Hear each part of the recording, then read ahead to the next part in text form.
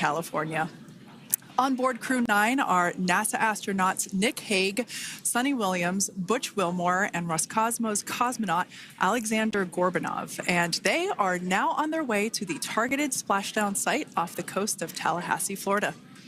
My name is Kate Tice, Senior Quality Systems Engineering Manager here at SpaceX. And joining me today from NASA Communications is Sandra Jones. Thanks, Kate. It's always such a pleasure to be here. Upon departing the International Space Station, Dragon underwent a sequence of departure burns. The crew then had a rest period and has since kicked off preparations for re-entry, including getting into their spacesuits and successfully performing a leak check. The next phase of the mission is when things will really start to amp up. Dragon has a series of steps to complete before returning Crew 9 home. That's right. First, Dragon will maneuver to the correct attitude and jettison its trunk, which is the cylindrical, unpressurized lower part of the spacecraft. The trunk is currently connected to the aft or bottom section of Dragon, where the heat shield is located. But in order to expose that heat shield and get the vehicle ready for atmospheric reentry, we're going to jettison that trunk. From there, the spacecraft will use its forward thrusters to perform a deorbit burn, which will put Dragon on a trajectory to return to Earth. This burn will last about 7.5 minutes once it starts. The deorbit burn uses Draco thrusters on Dragon, primarily the 4 located on the forward bulkhead, and is executed at the apogee, or the highest point of Earth's current orbit around the Earth. This deorbit burn will alter Dragon's path to ultimately line it up to re-enter Earth's atmosphere and splash down off the coast of Florida. Splashdown today is planned for 2:57 p.m. Pacific or 5:57 p.m. Eastern. The Crew 9 mission began a little differently than usual, since Butch Wilmore and Sunny Williams were already aboard the space station when Nick Hague and Alexander Gorbanov arrived in the Crew 9 spacecraft in September. Having arrived as the crew flight test crew for Starliner, Wilmore and Williams were fully incorporated into the space station's Expedition 72 team and began research and other work aboard the station along with the other crew members. Additionally, Williams commanded the orbiting laboratory for much of the expedition. And after a successful liftoff and separation from Falcon 9, Nick and Alexander made a short flight on board Dragon to the International Space Station in September. Both veterans of long-duration station missions, both Williams and Wilmore conducted spacewalks during their 9 months in space.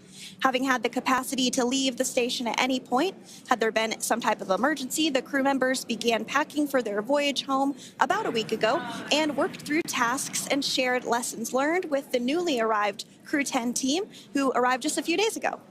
For return operations such as this, NASA and SpaceX closely coordinate with the United States Coast Guard to establish a safety zone to ensure public safety and for the safety of those involved in the recovery operations, as well as the crew on board the returning spacecraft. Multiple notices are issued to mariners in advance of and during recovery operations, and Coast Guard patrol boats are deployed to discourage boaters from entering the splashdown zones. Now, we do want to stress to the public the need to respect this safety zone. Recovering a spacecraft from the water is a hazardous task, and any other boats interfering increases risk to the astronauts in Dragon, the teams working to recover them from the water, and the safety of those that come too close. So for the safety of the crew and your safety, we recommend you sit back and watch as we'll be bringing you the best possible views of our astronauts' homecoming. And they will be the best views that you can get. So let's take a minute to meet our returning crew. U.S. Space Force Colonel Nick Hague is your Crew 9 commander. He was selected by NASA as an astronaut in 2013. This was his second spaceflight to the International Space Station and third launch overall. He spent 171 days in space with Crew 9 and has a career total of 374 days in space. During his mission, he completed a spacewalk with astronaut Sunny Williams. That was his 4th spacewalk, earning him a career total of 25 hours, 56 minutes of spacewalking time. Before Crew 9, Hague previously served as a crew member of Expedition 59 and 60 back in 2019.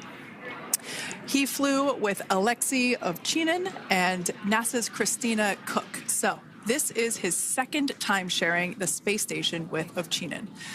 The Kansas native is a test pilot of a distinguished graduate of the United States Air Force Academy. Nick spent 5 months in Iraq in support of Operation Iraqi Freedom. He voluntarily transferred from the United States Air Force to U.S. Space Force in 2021 and is an active colonel. His wife, Katie, is a retired U.S. Air Force colonel, and they have 2 sons. NASA astronaut Suni Williams is a mission specialist for Crew 9. This was her 3rd visit to the space station. She originally launched aboard Boeing Starliner spacecraft and arrived at the space station on June 6th. And it looks like we are beginning to get some views inside the spacecraft, overlooking the shoulders of the crew on board Dragon. We'll continue to bring you those views throughout the day and views throughout Splashdown this afternoon rather. But to jump back into a little bit more about Suni, she became an Expedition 71-72 crew member, and she logged 286 days in space on this mission. But she actually has a total of 608 days in space, the second most time in space by a U.S. astronaut. Former NASA astronaut Peggy Whitson ranks first for the U.S. with 675 days in space. She conducted 2 spacewalks and has completed 9 over the course of her career for a total of 62 hours and 6 minutes of spacewalking time. She ranks 4th on the list of cumulative time spacewalking by a female astronaut. And she has flown on 4 different spacecraft types, including the Space Shuttle, Soyuz, Starliner, and now Dragon. Previously, she served on Expedition 14 and 15 in 2006 and 2007, and again with Expedition 32 and 33 in 2012. She's a retired U.S. Navy captain and is a proud graduate of the U.S. Naval Academy. NASA astronaut Butch Wilmore is also serving as a mission specialist today. This is his 3rd spaceflight and, just like Suni, logged 286 days in space. He conducted 1 spacewalk and completed 5 over the course of his career, earning him a total spacewalking time of 21 hours, 2 minutes. He's flown on 4 different spacecraft types throughout his career: the Space Shuttle, Soyuz, Starliner, and now Dragon. Previously, the Mount Juliet, Tennessee native served on STS-129 in 2009 and Expedition 41 and 42 from 2014 to 2015. Wilmore is also a retired captain in the U.S. Navy. And Alexander Gorbanov is a 3rd mission specialist serving on today's mission. Crew 9 was his very first spaceflight to the space station, earning him a total of 171 days in space over the course of his career. Gorbanov, along with Nick Hague, saw the arrival of 4 visiting vehicles and saw the departure of 4 as well. The duo orbited the Earth more than 2,700 times during their mission. Before his cosmonaut selection in 2018, Gorbanov worked as an engineer for a rocket space corporation and helped support cargo spacecraft launches from the Baikonur Cosmodrome in Kazakhstan. To prepare for upcoming events, Dragon is currently doing a couple of things autonomously. First, it's isolating the thermal control system fluid loops from the radiator. This system is what will help keep the internal temperature of Dragon very comfortable for Nick, Suni, Butch, and Alexander during the reentry phase. Dragon is also initiating separation of the claw mechanism, which will terminate data, power, and fluid connections between the spacecraft and the trunk in preparation for that trunk separation that I mentioned earlier. Now, as we saw before, we are hoping to get more views inside of the Dragon capsule. We will bring those, of course. We want to see more of our 4 crew members. But now a bit more of the Dragon Freedom capsule. It has flown on several missions for NASA. It first launched April 27th, 2022. To the International Space Station on NASA's SpaceX Crew 4 mission. It was subsequently used for 2 private spaceflight missions to the space station for Axiom Space, Axiom Mission 2 in May 2023, and Axiom Mission 3 in January of 2024. And of course, Crew 9 launched last year, is September 28th.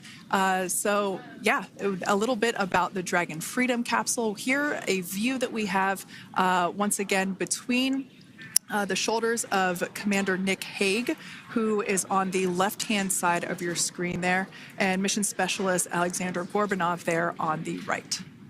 That's right, Kate. And the next major milestone that we're looking ahead towards this afternoon is claw separation. We're targeting that claw separation at 2:05 p.m. Pacific time this afternoon, so less than 10 minutes from now. Continuing to get some views inside Dragon Freedom. To the far left there is NASA astronaut Butch Wilmore. And as you can see, the crew is suited up in their space suits. They are suited up in what we call dynamic phases of flight. So when they launch, when they dock, when they undock, when they return back for splashdown. We might hear some call outs on the loops about putting their visors down. That will happen just prior to deorbit burn. And you'll hear us pause when some of those communications happen. That's because we want to make sure that we are relaying the best information to you all, and so that you hear it as well.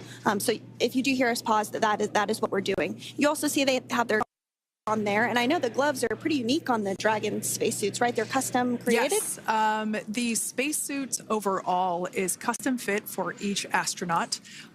These gloves enable usage of the touchscreen panels that they have in front of them. We can't see it from this view, but that view we saw earlier between Alexander Gorbanov and Nick Hague, that is a touchscreen. It allows the crew to monitor everything that Dragon is doing, along with those tablets that they have there on their legs. So yeah, the spacesuit itself is intended to act as a mini spaceship, if you will, as once the visors are closed, it is able to maintain a pressure in the unlikely event of a depressurization event for Dragon. So there we can see those screens I was talking about. So there in the center, we've got the location tracker, as well as on the left-hand side, it's mapping out the operations that Dragon is executing. The crew has to remain well informed of all these things that Dragon is doing autonomously. That basically means that Dragon is flying itself. The crew has the ability to gain control of the capsule if necessary, but the capsule is essentially going to bring itself home. But of course, in order to be familiar with Freedom, SpaceX, deorbit sequence start in 5 minutes.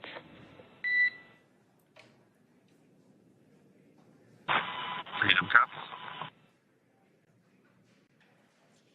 And so we did hear that call out for the deorbit sequence start to begin here in 5 minutes. That call from the ground came from the core, or crew operations resource engineer here in Hawthorne, mission control just behind us. And that went up to Commander Nick Hague. He's going to be doing the majority of the communications during the flight downhill today through Splashdown, and they'll be communicating with the core all along the way. Now, we did mention that they are flying on Crew Dragon Freedom. The naming of spacecraft has gone all the way back to the very beginning of this human spaceflight program. This is a nod to Alan Shepard naming his spacecraft Freedom 7 during the Mercury program. And so the crew that first flew up on Freedom a few years ago had the opportunity to name this Dragon, and they named it Freedom. That was Crew 4 that was the first flyers on this spacecraft. It's also flown for Axiom Mission 2 and 3, and then, of course, today for Crew 9 as well. Yeah, actually, fun fact about this particular capsule, of those 4 missions that Sandra just mentioned, we have seen daytime splashdowns for 2 of those. Today will mark the third daytime splashdown. So there's something lucky about this particular capsule that gets daytime splashdowns. Nighttime is great because we can see even more clearly the capsule streaking through, but I personally love the daylight views because we really get even better views of the recovery team operations during that phase of the mission. Yes, absolutely. And if you follow along with our missions, you'll know that sometimes weather is a watch item when it comes to undocking and splashdown. We do splashdown in the water, so we want to ensure that parameters like wave heights and wind speeds and precipitation, lightning, all of that is looking good for the crew and the safety of those recovery personnel. And today the weather is just pristine. We got off of space station on the very first attempt. So I'm joking around and saying that it was because it was St. Patrick's Day and we got really lucky with the weather. I wouldn't disagree with that. Speaking of weather, we will be hearing from core probably around 2:20-ish. Typically, before we enter the period of loss of signal, or LOS, we will hear an entry briefing from the core, the Crew Operations Resource Engineer, and they will deliver important information like updated anticipated splashdown and loss of signal times to the crew, as well as the wave height and wind speed. So we'll be standing by to listen in on those. Like I said, that will happen shortly after, typically after trunk separation. I can't quite remember if it's before or after deorbit burn. It must be before. But in any case, we'll be hearing all of that coming from core. In fact, that individual is seated there in the room on your screen. That is SpaceX Mission Control in Hawthorne, California. That room is located just over our shoulders, and that is where Dragon operators are standing by on console, monitoring the progress of Dragon as it continues its way home. It's been, at the point of splashdown, it'll be about 17 hours since Dragon undocked from the International Space Station. The team there in mission control, there are multiple teams, in fact, and they cycle through shifts to ensure that everybody gets the required rest and sleep periods, just like the astronauts on board. That Crew Operations and Resource Engineer is seated there in the room, and that, like Sandra said, is the primary voice that we'll be hearing communicate from the SpaceX team to the crew on board. That's right. And so it looks like we're about 3 minutes or so from the claw separation portion of today's flight. The claw is a portion on the spacecraft that holds the trunk to Dragon. Following claw separation, we're going to jettison or remove that trunk because it's no longer needed. The trunk has solar arrays on it that provides power to the Dragon spacecraft. But now that we're beginning the reentry process, we need to go ahead and jettison that trunk and able to expose the heat shield, which is really going to do the heavy lifting as Crew 9 re-enters the Earth's atmosphere. They come in at 17,500 miles per hour, so they really need to ensure that that heat shield absorbs that heat, and there's... Deorbit sequence start.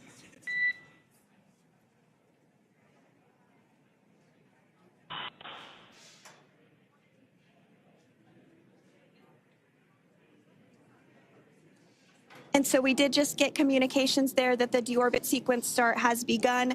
So here in just a couple minutes from now, we expect to hear information or a call back about the claw separation having begun. And again, that kicks off that trunk separation portion that I was discussing to remove that, expose the heat shield, and then eventually we'll have the deorbit burn. And we'll continue to walk you through all of these milestones as we approach them ahead of our splashdown at 2:57 p.m. Pacific time this afternoon off the coast of Tallahassee, Florida. Yeah, we're very excited to bring the Crew 9 crew home. Sandra, we were talking about the trunk separation. That trunk is on a trajectory that will re-enter in the atmosphere and break up upon that re-entry. The heat shield itself is one of my favorite parts of the Dragon capsule. It is the workhorse of the re-entry phase. It will work to protect the Dragon capsule and the crew members on board during the re-entry phase as the temperatures outside of the capsule build up to, I believe, about 3,000 degrees Fahrenheit in excess of. And meanwhile, the interior of Dragon stays a very comfortable temperature. That heat shield does a lot of the work, and we'll see that plasma build up on the exterior of the capsule. As a result of the plasma that builds up, we will lose communications with the crew. This is known as loss of signal, or LOS. This is roughly a 10-minute period on average, even less than. I believe today it is probably about 6 or 7 minutes long. It kind of depends on the mission, and it happens for every Dragon capsule that re-enters the atmosphere. Due to that plasma buildup, we're not able to communicate or command the capsule, so we stand by while we wait to regain communication after we pass through that period of loss of signal and get what's known as AOS, or acquisition of signal. Continuing to stand by for claw separation, and then we'll look towards trunk separation.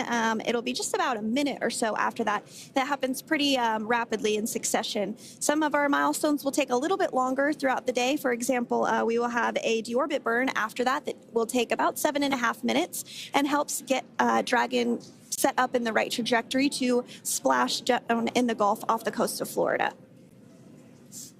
So continuing to stand by for claw separation.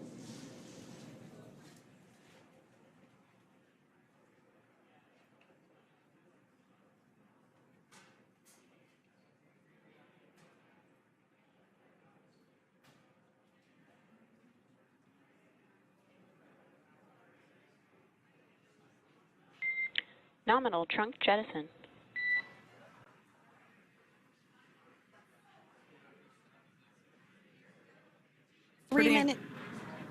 Pretty incredible views of the Dragon spacecraft making its way home back to planet Earth with the Crew 9 astronauts on board.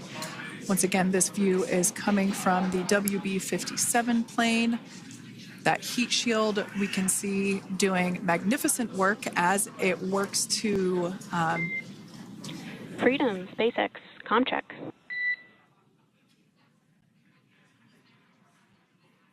All right, we're going to start hearing the SpaceX crew operations resource engineer. SpaceX, Freedom is with you. 4.16. Enjoying the ride. Copy that, Freedom. Great news there from Commander Nick Hague reporting back. We see a healthy flight computer. Expect automated chute deployment. Freedom copies.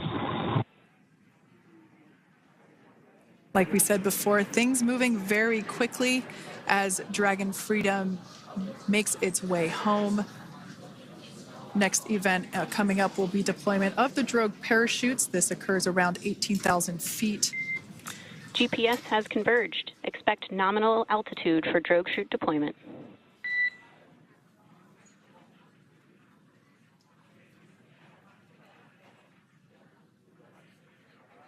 We're about 2 minutes away from deployment of those drogue parachutes.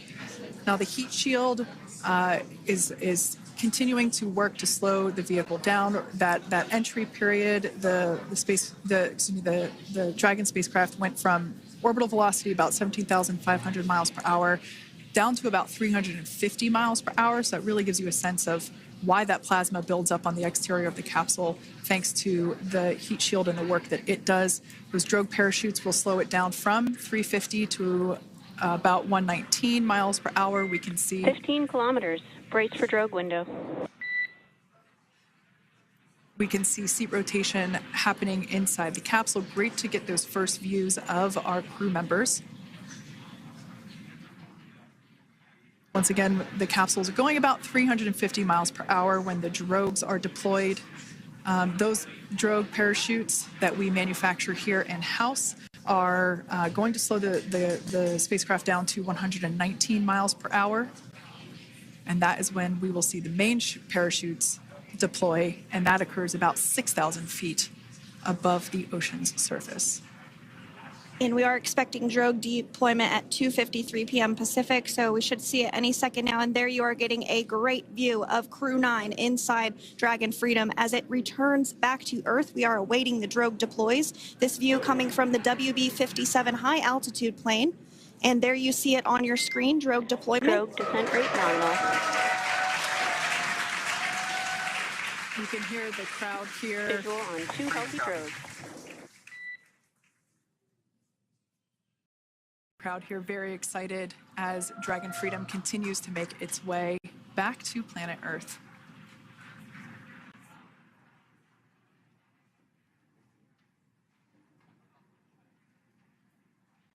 Next up, we'll stand by for the main deployment of the parachutes.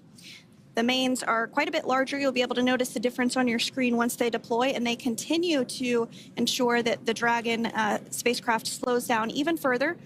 As we mentioned, Freedom will be traveling 16 miles per hour when it splashes down off the coast of Tallahassee, Florida, here at 2:57 p.m. Pacific time this afternoon. And there we go. We have visual on 4 healthy mains. That view was from inside. Freedom copy. And That view was from inside one of the buckets where the parachutes are located. So we see a great view there of the reefing on those parachutes. And as those main parachutes begin to inflate fully, 4 beautiful, healthy mains. Now awaiting visuals of Splashdown. Next Freedom, 1,000. We'll start to hear Commander Nick Hague. Copy 1,000. As we heard right there, Commander Nick Hague will be calling out the altitude of the Dragon capsule from here on out. Landing in water is simpler and provides more margin against unlikely parachute issues.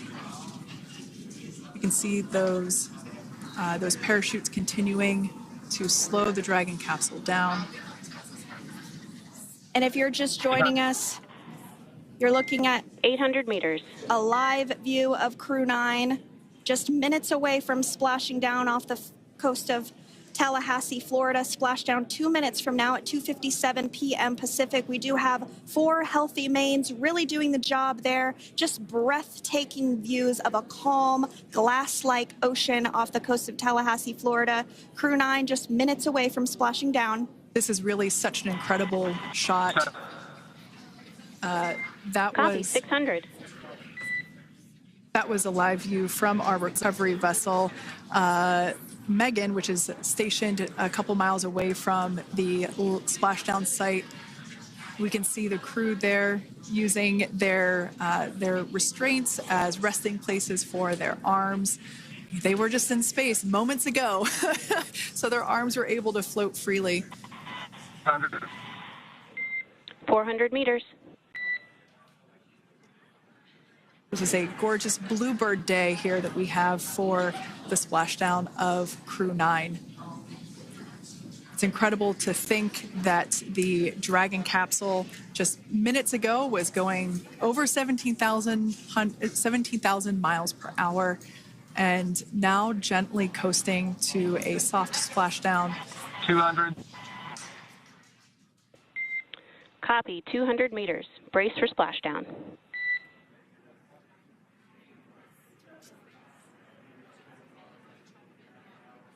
As you can see there on your screen, continuing to monitor progress of the Dragon spacecraft. And we're going to stand by for splashdown, located in the Gulf of America, off the coast of Tallahassee, Florida.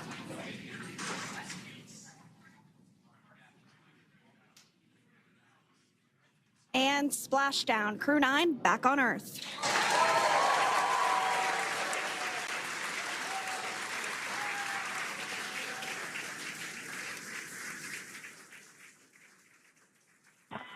And SpaceX Freedom, Splashdown.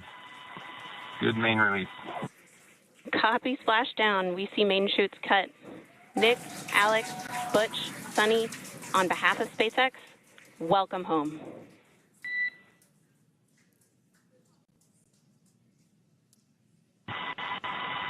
It is an amazing, what a ride. I see a capsule full of grins ear to ear.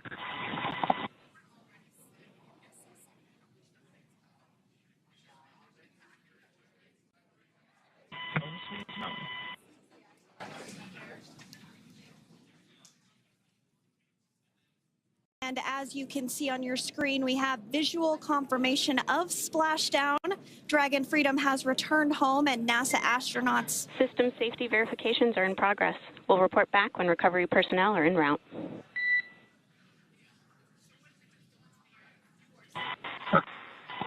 Understand. And we're in section 2, 4.800 landing response. And looking for your words if it is necessary.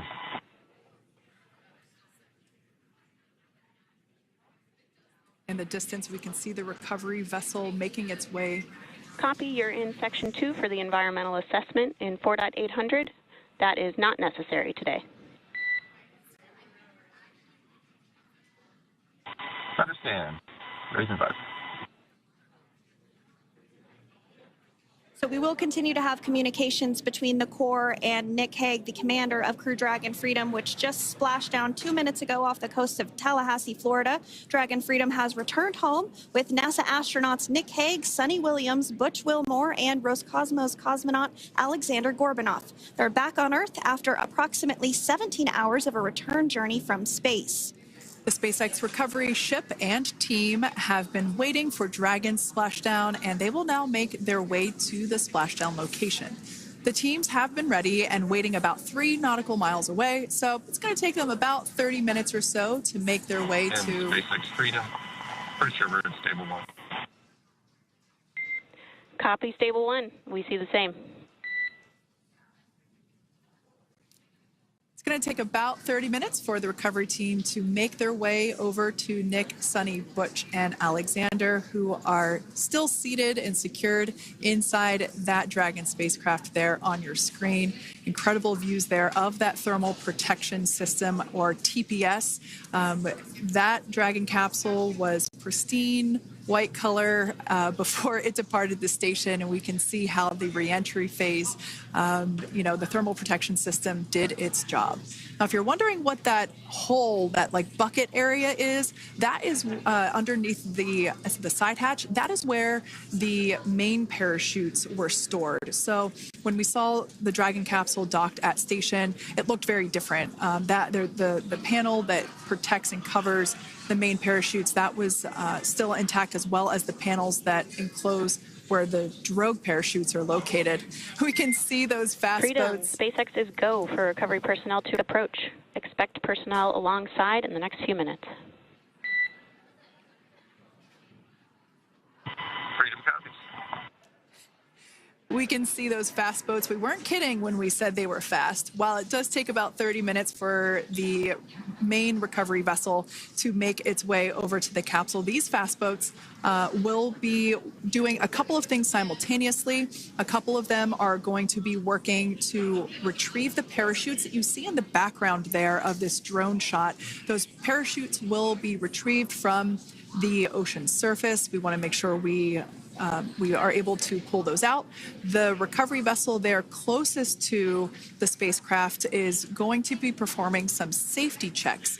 We can see there they're using an instrument that is basically working to detect if there are any hypergolic vapors or fumes that are still residing in and or around the Draco thruster nozzles or outlets.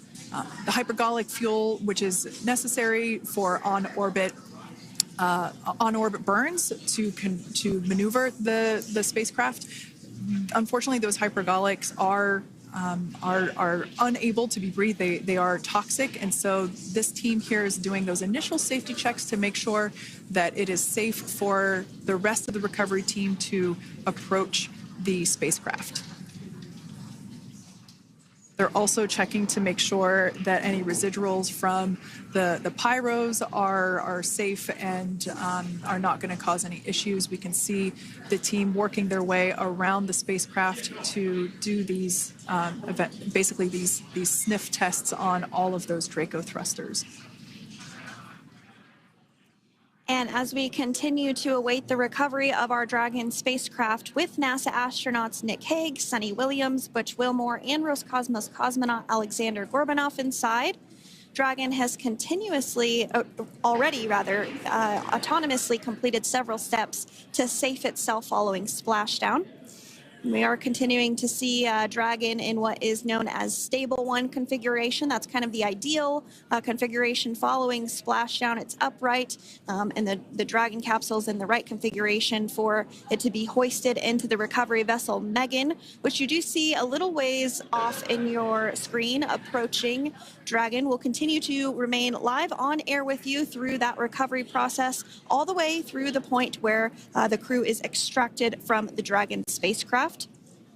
Now, if you are just joining us, the mission has gone smoothly so far. Dragon successfully splashed down off the coast of Tallahassee, Florida at 2:57 p.m. Pacific, 5:57 p.m. Eastern Time this afternoon. Approximately 17 hours prior to splashdown, Dragon autonomously undocked from the International Space Station, completed a series of departure burns, jettisoned its trunk section, and performed its final burn, the deorbit burn. This placed the Dragon spacecraft on a trajectory toward Tallahassee, Florida. Dragon successfully re-entered the Earth's atmosphere, followed by deployment of its parachutes to slow the spacecraft down to a gentle splashdown. We're now going to follow the Freedom. Hypergol sweeps and unfired ordnance checks are nominal. Rigging is in progress. Approximately 25 minutes until capsule lift. Stand by for PMC with SpaceX flight surgeon.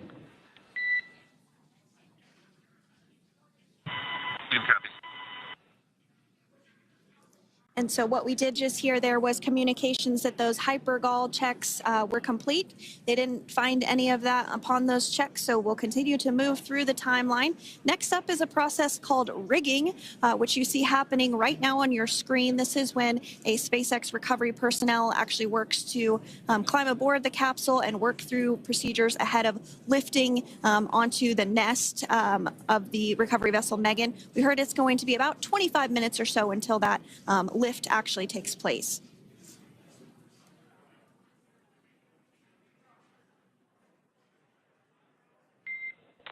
Okay, Freedom, the next call will be from the SpaceX flight surgeon on Dragon and Ground Private. Understand. Thank you. callouts there indicating that the crew will have the opportunity to do a quick check-in with the SpaceX flight surgeon. This is standard procedure for every Dragon spacecraft when it returns to Earth. It's just an initial check-in, make sure everybody is doing okay. They will also have another check-in with the flight surgeon once they are on board that recovery vessel that you see there in the background. We can now see that SpaceX recovery team member they're on top of the Dragon spacecraft. They are going to be working to install plugs in the Draco thrusters to ensure that none of those, and to ensure that no more hypergolic fumes or vapors come out from the spacecraft. They'll also place harnessing around the spacecraft that are required in order to lift it out of the water. Go ahead, Sandra. Continuing to get some views of the recovery personnel, both the main recovery vessel Megan, as well as some of those fast boats that we've discussed previously. It looks like just a beautiful day there out off the coast of Tallahassee, Florida. Weather was pristine. We were able to get undocked from the International Space Station as expected at 10:05 p.m. Pacific time yesterday evening, and Crew Dragon has since completed steps ahead of its splashdown at 2:57 p.m. Pacific, and we're now stepping through procedures to get Dragon hoisted up onto the Megan recovery vessel and get the crew extracted out of the spacecraft. And you did see some of the parachutes that were near the spacecraft. Upon detection of landing, Dragon automatically releases those main parachutes to prevent wind from pulling the spacecraft.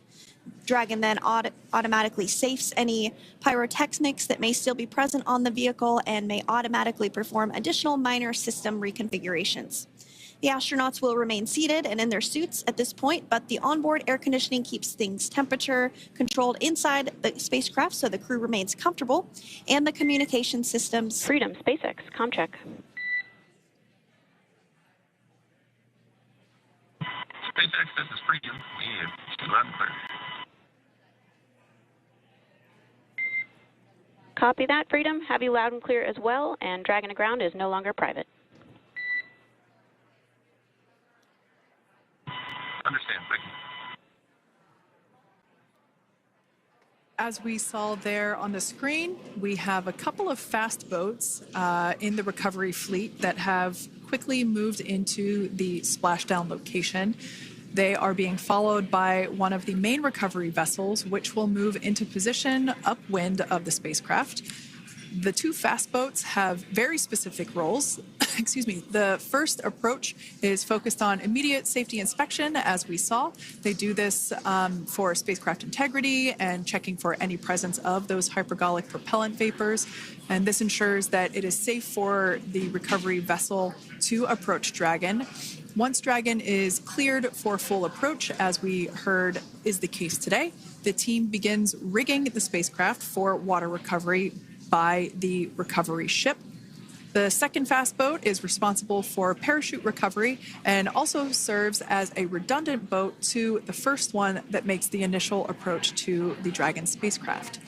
As we saw a little bit earlier, we were also able to see one of the recovery team members get on a jet ski to help gather up the parachutes that were automatically detached from the Dragon spacecraft upon splashdown. And it will take a little over 10 minutes for the recovery crew to complete their safety checks. Once complete, the team will begin preparing Dragon to be lifted. And as you see, they are preparing for that to take place at this point.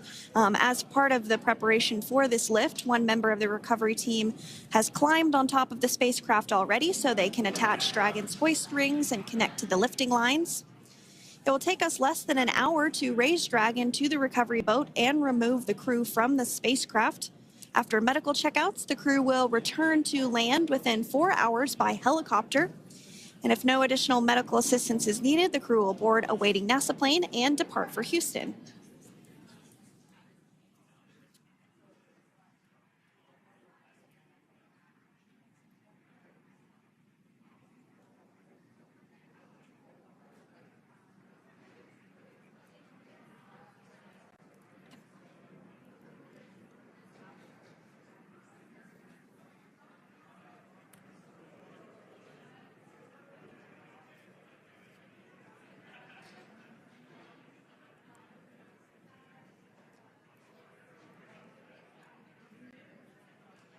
And as we continue to await Dragon to be hoisted up onto the ship, we have a very special treat.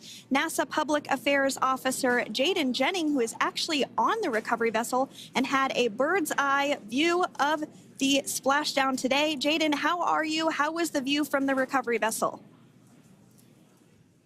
Hi, Sandra. How do you hear me? I've got you loud and clear, Jaden. It's so great to hear you. Awesome. So Splashdown, Sandra, was nothing Freedom, short of be advised. spectacular. We are transitioning the forward link. Comm will be unavailable for approximately 5 minutes. Freedom comes.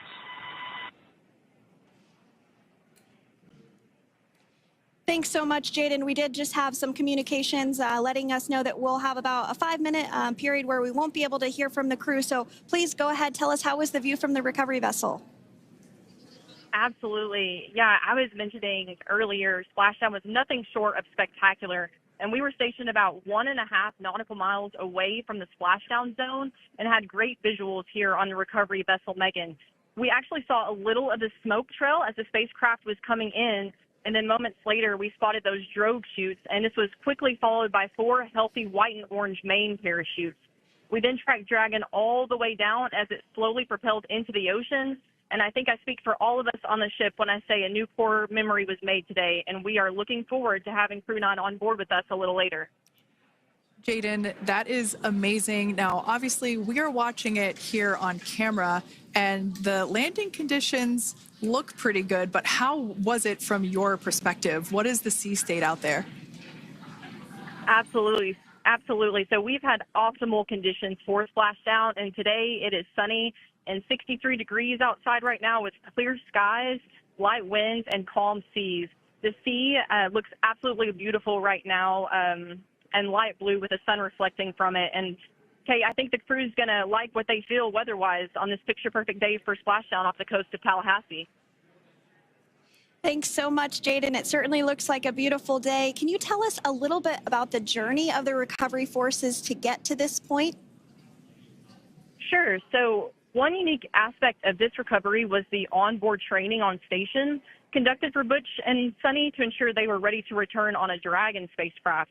That training covered all aspects of their return, including nominal and contingency departures, deorbit burns, splashdown, and post-landing ops, which is what this team is preparing for now. As for the recovery teams themselves, we started the day taking a series of helicopters out to the vessel, and as standard, the recovery director and crew support teams were on that first helicopter out and took the time to get everything prepared on the ship. About 2 hours before splashdown, they deployed those fast boats and jet skis into the water. I was actually on the second helicopter out, and we were on the vessel about an hour and a half before splashdown and landed on top of the helicopter pad on the Megan. And the teams have been working diligently across their respective disciplines this week, executing what can only be described, in my point of view, as a logistical masterpiece, just ensuring every detail has been in place for Crew 9's return. That is such great news. I'm so glad that you're able there to experience it in person. Now, can you tell us a little bit about what's next to retrieve the crew for the recovery personnel on board? Yeah, Kate. So coming up next, Dragon will be hoisted into the on-deck translation system, or the nest, at the aft end of the ship, and then will be translated pretty quickly towards that egress platform. We'll perform another series of safety checks as final precautionary measures just to make sure there are no hypergolic vapors present before opening that side hatch. And then once that side hatch of the spacecraft is open, the crew will be assisted out of the capsule one by one from NASA and SpaceX. Freedom, SpaceX, ComCheck. Freedom's got you loud and clear. Thanks, Nick. I've got you loud and clear as well. We have completed our forward link transition. Copy.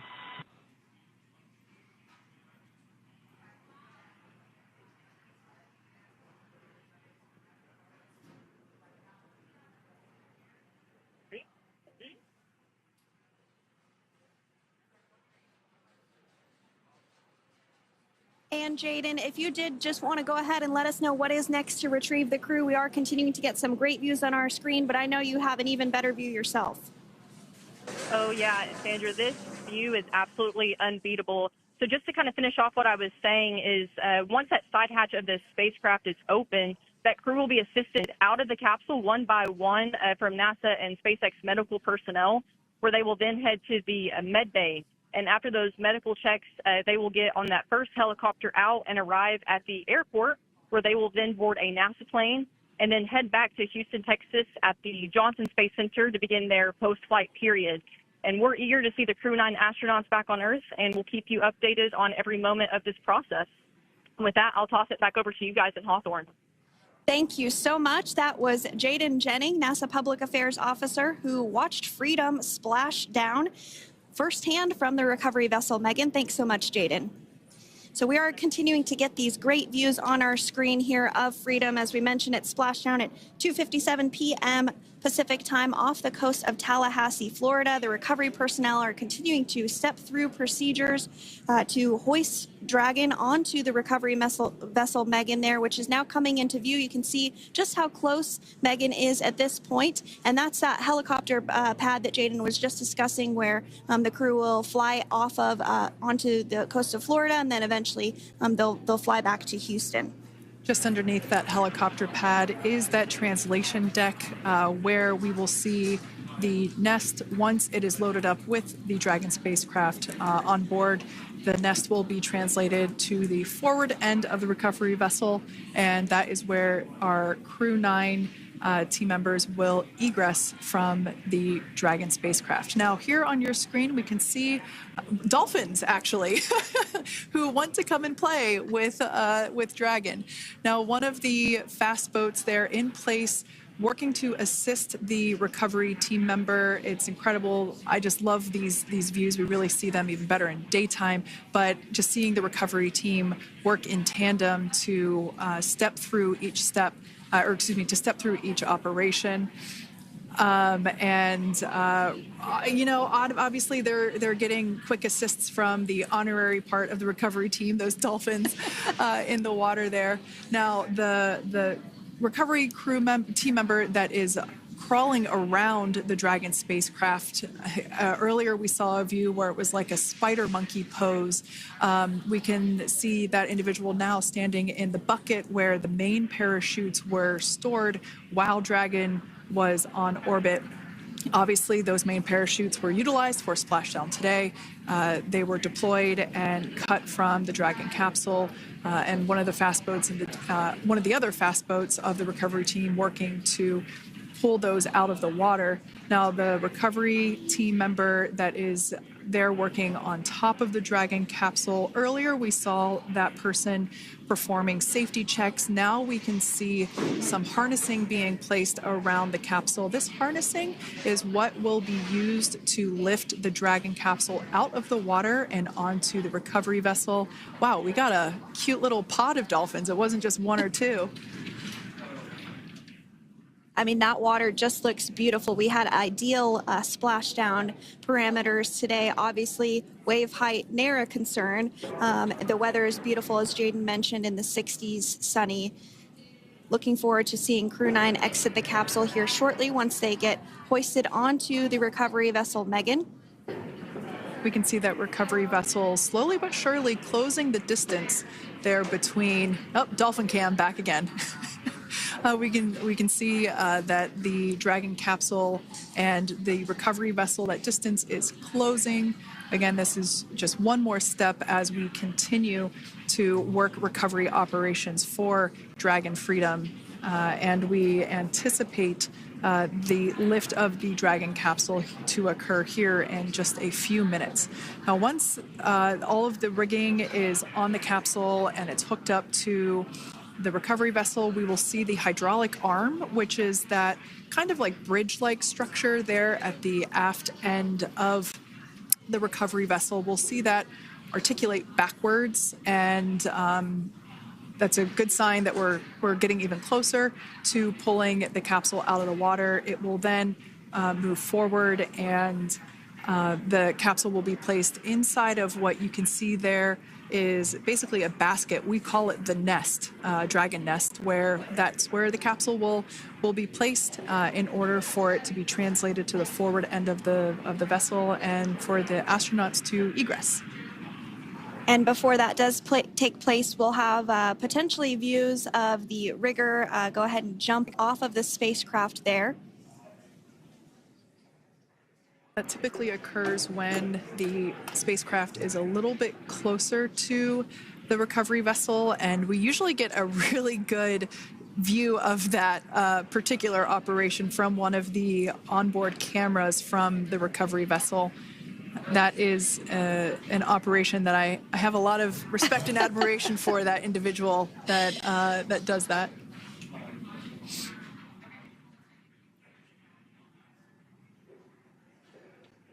So again, Dragon continuing to get closer and closer to the recovery vessel Megan.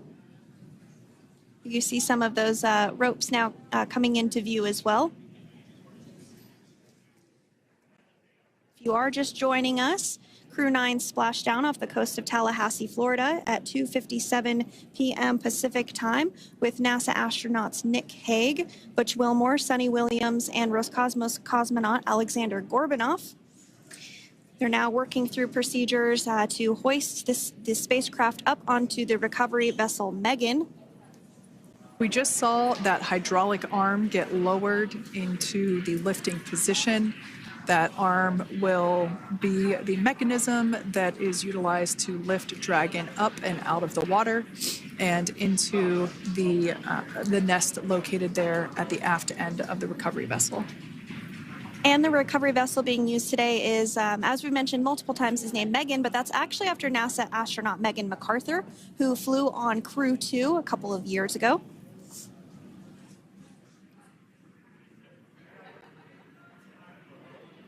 We're getting some views now from actually inside the boat. Yeah, you're exactly right. This view is straight down the recovery vessel. That platform that was closest to the camera, that is the egress platform. Freedom. Rigging is almost complete. Approximately 5 minutes until capsule lift. Great news there from SpaceX Core. So about 5 minutes left until we see Dragon Freedom get lifted out of the water. That hydraulic arm, as I said before, is the mechanism that will lift it.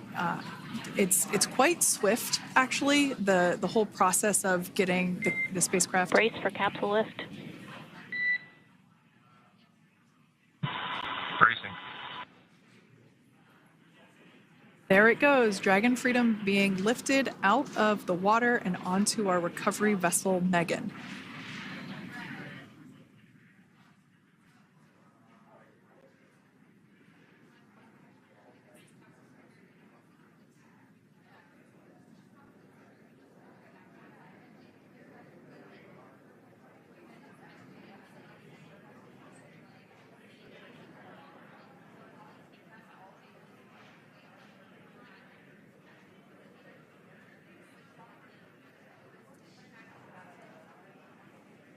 So once securely on, Welcome aboard the recovery vessel. Recovery personnel are completing final checks and stand by for translation to the egress platform. Freedom copies. Great news there, letting us know that Dragon Freedom has been successfully recovered from the water's surface. If you've just joined us, we had an on-time splashdown at 5:57 p.m. Eastern Time, and we can now see that the water recovery operations are continuing to progress. The nest where the Dragon spacecraft is located is going to get moved forward. This will happen after one of the recovery crew members does some checks, and we'll also see some hosing. Obviously, the spacecraft splashed down in salt water. Salt water is corrosive, and we want to try and rinse out as much of the salt water as possible to reduce that corrosion on the metallic structures. So we can see some guidance there being provided, really steering the spacecraft properly into the Dragon's nest. and it's been 30 minutes since Dragon splashed down, and as you can see there, the spacecraft is already on board the recovery vessel Megan. Things continuing to move very smoothly today throughout the entire operations from the deorbit burn up until this point as well. And Freedom, it looks like the positioning wasn't quite right, so they are working on repositioning the capsule in the nest now. Okay, copy that. Thanks. And with that, the team is just going to adjust the Dragon spacecraft a bit so that it's in the right position ahead of translating up a little bit closer ahead of the side hatch. So the team is now going to step through the procedures to ensure that that takes place. While Dragon does fly itself autonomously, it clearly is unable to park itself autonomously. We want to make sure that the Dragon capsule is properly seated there in that nest.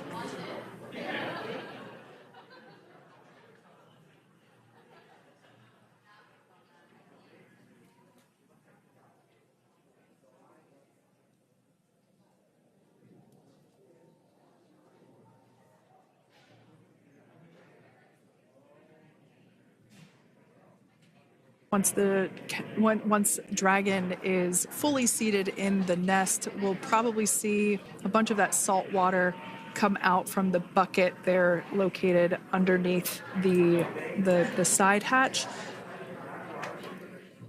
See some salt water splash out. As I mentioned before, one of the recovery team members will begin hosing down the exterior of the spacecraft.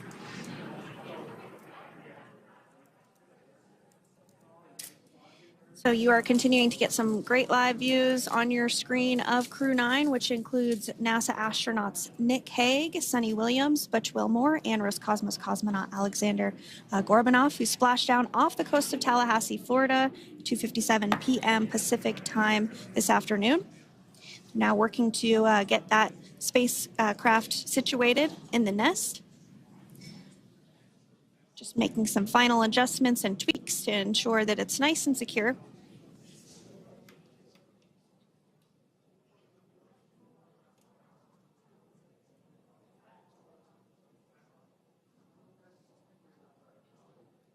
Once the spacecraft is seated and secured and oriented correctly in the nest, Dragon will be moved into the hangar located underneath that helipad that we saw earlier from the aerial views during recovery. All right, Freedom, looks like you are settled into the nest now. Team is working through hypergol sweeps. Copy all.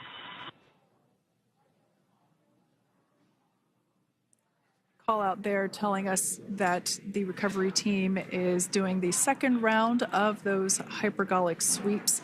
This helps ensure that everyone, all the recovery team members that are located basically right where this camera is located on, towards the forward end of the recovery vessel, that they will all be safe once the spacecraft is translated forward. So we're just doing some additional steps to make sure that the hypergolic propellant that is utilized for maneuvering the Dragon capsule while on orbit, making sure that none of those vapors are still present on the exterior of the capsule. That's right, and there are a variety of individuals on board the boat that help with recovery operations. Not only do we have the recovery personnel that you see here, but we also have a doctor that will check out the crew members as standard procedure. As with any spacecraft that is returning from space, we always perform a medical check with the crew. So you will see the crew come out of the capsule and be placed on stretchers, just like with the Soyuz landing and with all of our Dragon splashdowns. That is the nominal procedure.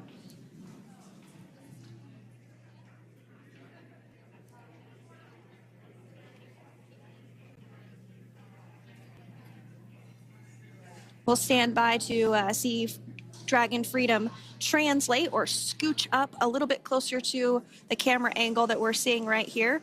And then teams will step through procedures to get that side hatch opened. You see it right in the dead center of your screen there. It's kind of that rectangular shape. It has not been opened since Crew 9, which include Nick Hague and Alexander Gorbanov, launched back in September from the Kennedy Space Center in Florida. So that will be the very first time that hatch is opened. Once docked to the International Space Station, crew enter through the top hatch, which was where the nose cone is now closed. That's the hatch that they actually utilize to go ahead and get inside the International Space Station.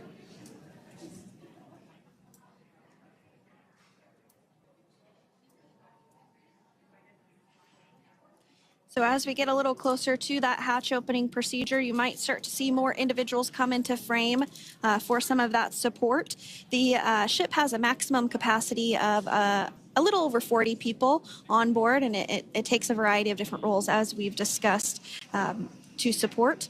Also on board is the Chief of the Astronaut Office for NASA, that's Joe Acaba.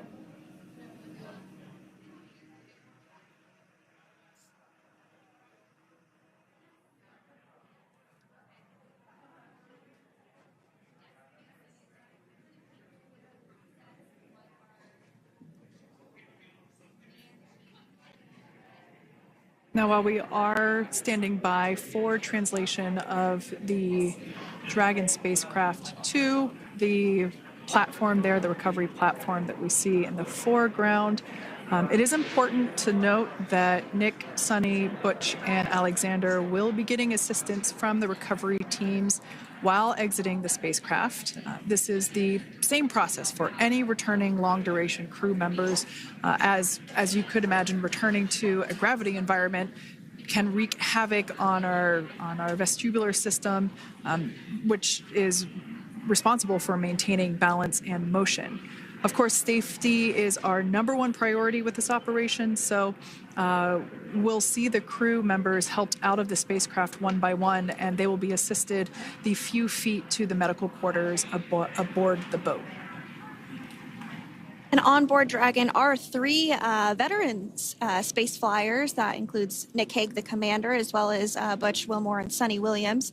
Alexander Gorbanov is completing his very first space flight on this mission, and he completed 171 days in space along with Nick Hague.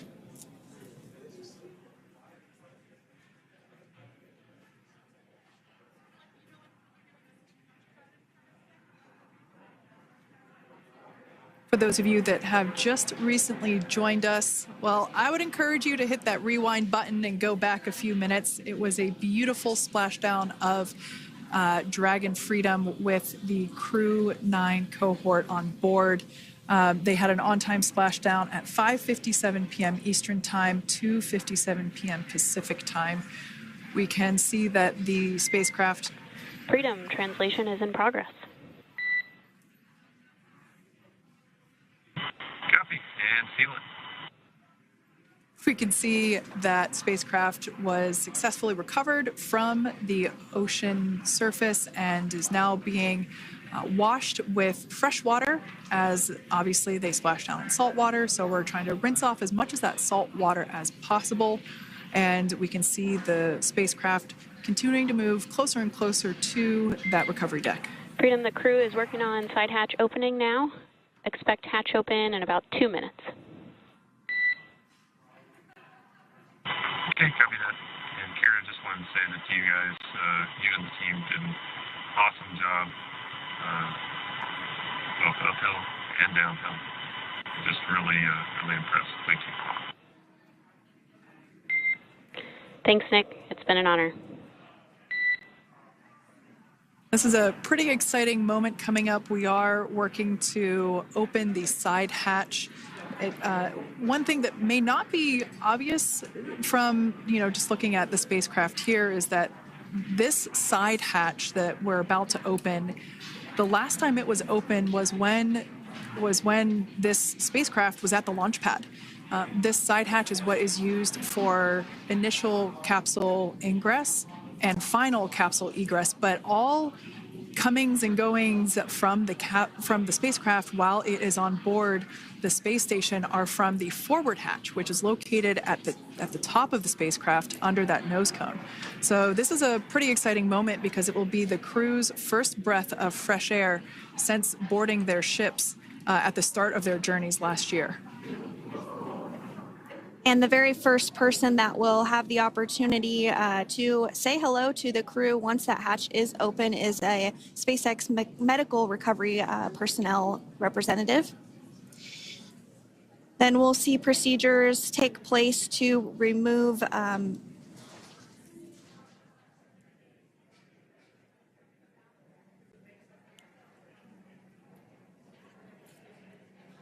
the footrests of Dragon. That will just help the recovery personnel get a little bit more room to access the crew and help get them out of the spacecraft.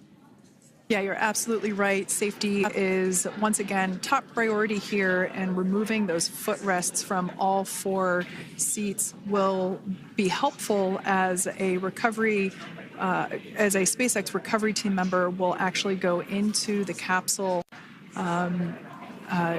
into Dragon Freedom to help the crew members unbuckle and stand up, and essentially we'll also see a fun little slide be put in place to help the crew members exit the spacecraft safely. So yeah, we're going to remove all 4 of those footrests to basically give a little bit more working room inside the spacecraft.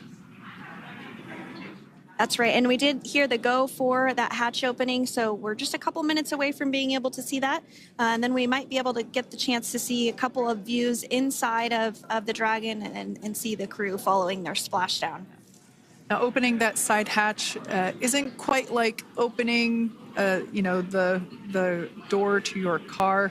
We have to depress the seal around the side hatch, as well as, we'll now see them open that side hatch up.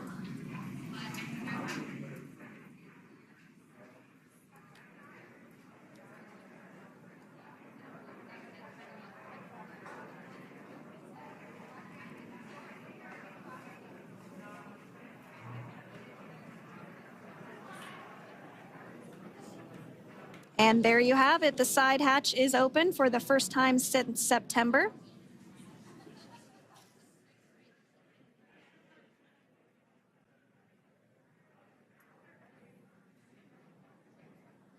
We can see some of the protective equipment there that was brought into frame that will help protect the edge of the side hatch. One, from any potential damage. Oh, we can see the recovery crew member there taking photos of the side hatch seal. This is part of the standard operation for recovery. These photos will get saved into our procedure.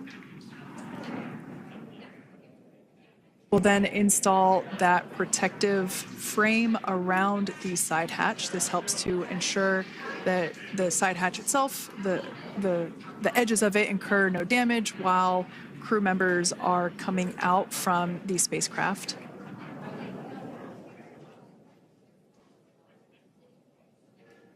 If you missed it, there was also a recovery team member that went inside. So there are now 5 people on board the Dragon spacecraft.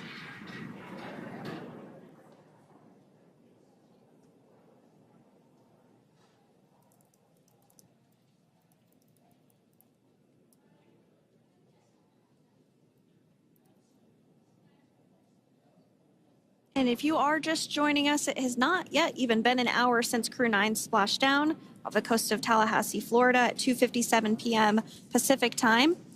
The crew is now on board the recovery vessel Megan, and the hatch is open.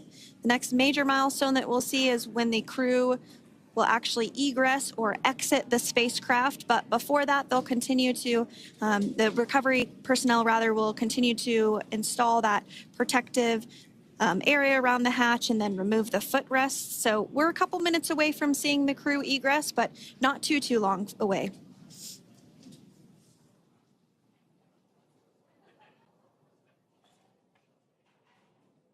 We'll probably see those footrests being handed out here in the near future, as I mentioned before. Oh, of course, we got to get a well-documented photo of the moment. Although we can't see it from here, I'm pretty sure there are 4 smiles on board right now. And we did hear that report out from the commander, Nick Hague, following Splashdown, that there were four smiles as far as he could see. Yeah, capsule full of grins. Now, generally speaking, and there we do see Crew 9, some happy waves, smiles all around back on Earth.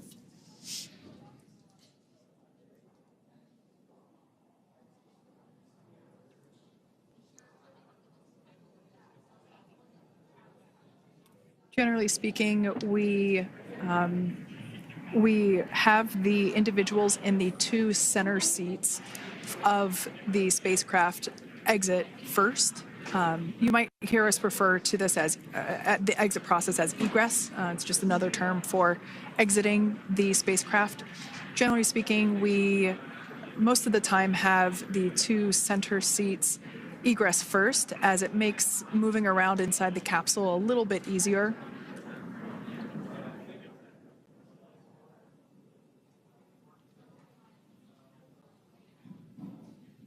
We can see the tablets that were previously located on the upper leg of the crew members. We can see those being handed out to the recovery team. Those were taken off prior to the entry phase, to spacecraft reentry. Those had to be stored and secured prior to dynamic operations.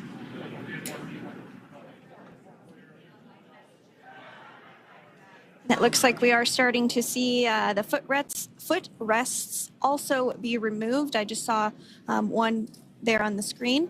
There are 4, of course, 1 for each crew member.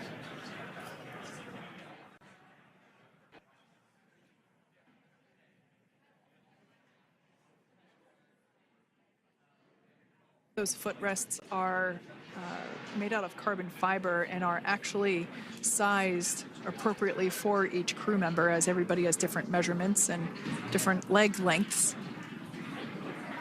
Same goes for the armrests and the bucket length of each seat. We size those appropriately for the crew members and to ensure their comfort and safety. I believe we just saw the little ramp that is used to help slide the crew members out from inside the spacecraft. And once the crew does exit Dragon Freedom, they will be placed on to a stretcher to go to a medical bay for medical checkouts. This is standard procedure for all Dragon spacecraft flights that Splashdown crewed, as well as for our Soyuz spacecraft that land in Kazakhstan.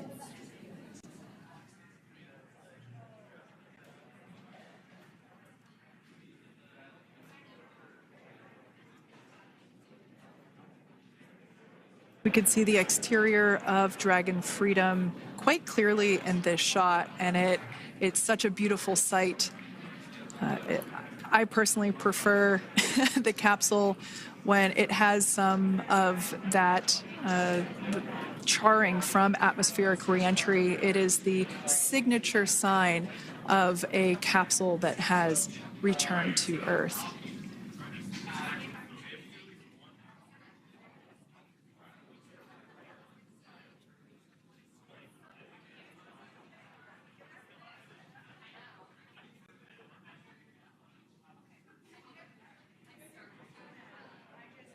Continuing to stand by for our first crew member to egress or exit for Dragon Freedom following their splashdown at 2:57 p.m. Pacific time.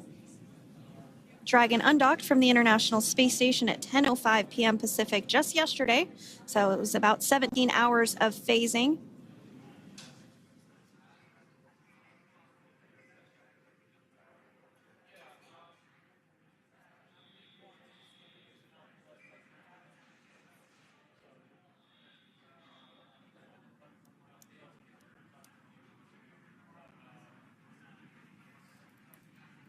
And while on board the International Space Station, Crew 9 contributed to 900 hours of science, over 150 research experiments and investigations, making great use of the microgravity lab of the International Space Station, which celebrates 25 years of continuous human presence this November.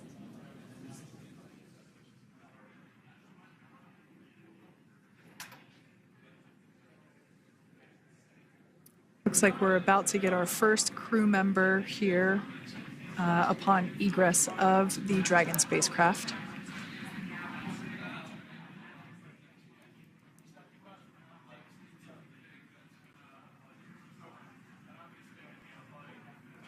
So we are standing by for that egress.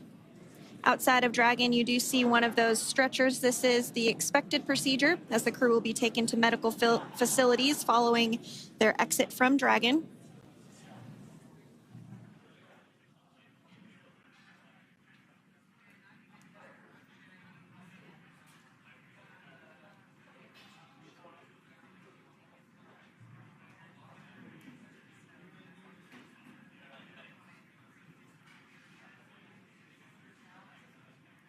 We can see folks on board clapping as our first crew member. And that is NASA astronaut Nick Hague, commander of Crew 9, now out of Crew Dragon Freedom. Some smiles, thumbs up, and a wave. Can't get any better than that. Yeah, that is one happy camper, that's for sure. As we said before, it is standard procedure for all of our long-duration crew members to receive assistance upon egressing from the spacecraft. We basically help them move off of the recovery deck and into the private medical quarters for their initial consultation with the SpaceX flight surgeon. So we'll see that take place for all 4 of our crew members today.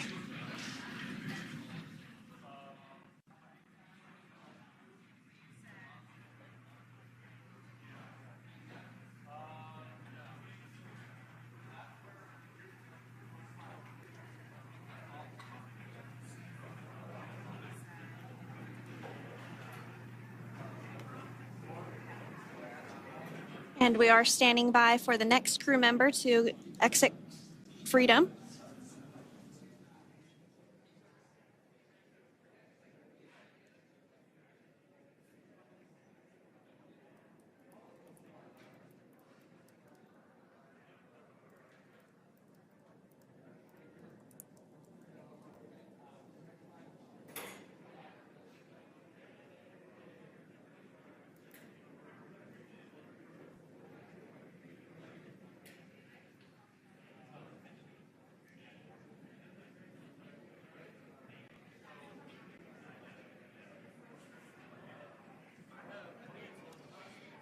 Next up out of the capsule, we expect Roscosmos cosmonaut Alexander Gorbanov.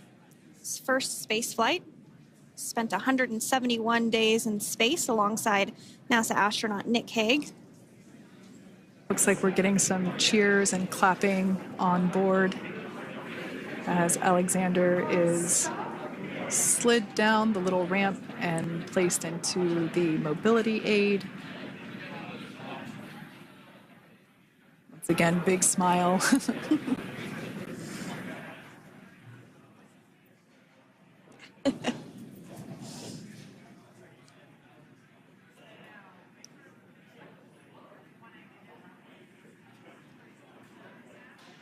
Now, the two crew members remaining in Dragon are NASA astronauts Sunny Williams and Butch Wilmore. They completed 286 days in space. One of the remaining footrests being removed from the Dragon spacecraft.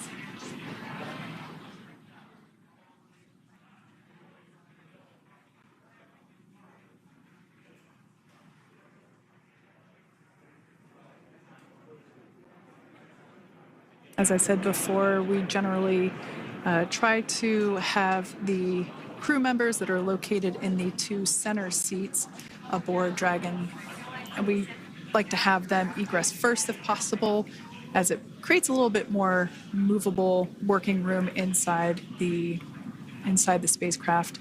There is a recovery crew member inside that is helping all of our Crew 9 crew egress or exit from the spacecraft.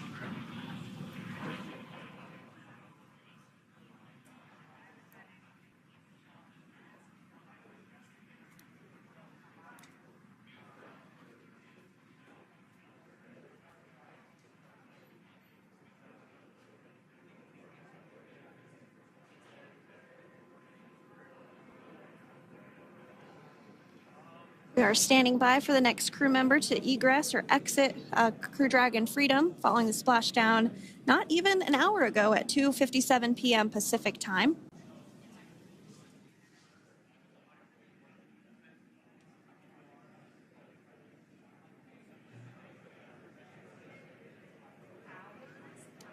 Really have the recovery operations down pretty quick at this point. Yeah, it's pretty incredible to think that, just 5 years ago when we were doing the initial demonstration missions of the Dragon for Crew Dragon, that now we're under about 30 minutes for, to retrieve the spacecraft from the water, and just several minutes here while it's been on board, and to get everyone, really to get that side hatch open.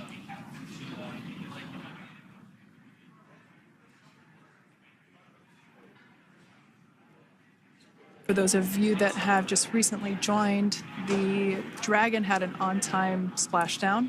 It looks like we're getting our next crew member here. That is none other than Sunny Williams. Big smile, big waves. She, like her other crew members, now will be assisted onto the mobility aid.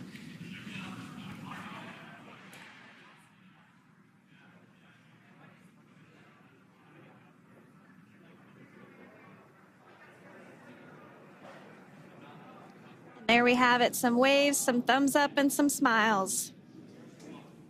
Definitely seems to be a theme among all recovery operations. Absolutely.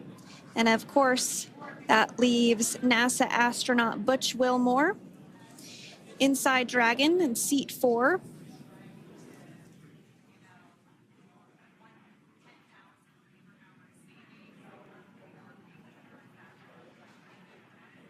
We're getting some views of him now as he egresses or exits the spacecraft.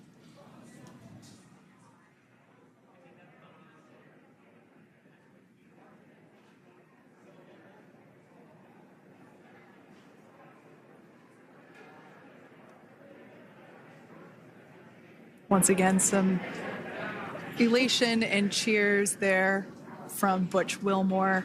As we mentioned before, returning to Earth from coming from a microgravity environment can wreak havoc on the body. So it is customary and just standard procedure for all of our long-term space residents to get assistance once they are back on board the recovery vessel.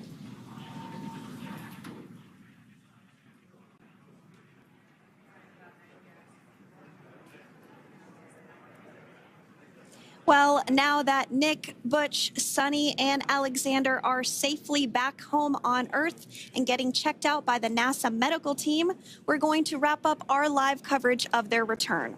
The Crew 9 mission began a little differently than usual since Butch Wilmore and Sunny Williams were already aboard the space station when Nick Hague and Alexander Gorbunoff arrived on the Crew 9 spacecraft in September.